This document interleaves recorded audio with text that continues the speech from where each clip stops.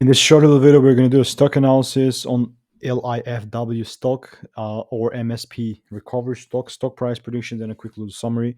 Looking at it from this perspective today, it is up right around 20%.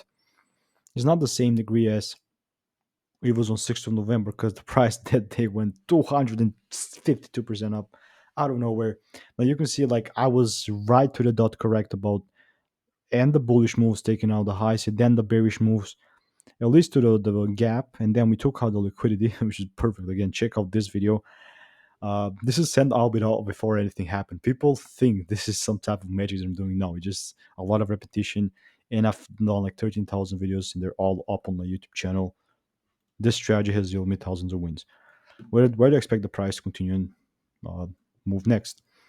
Now, I said that for me to be bullish on all LIFW stock, it will have to break above this on the weekly chart, right? And this is a line sitting at 650. So if we close for whatever week above that line, then for me this is a bullish range. Therefore, I'm going to expect it and try to use my strategy in that way.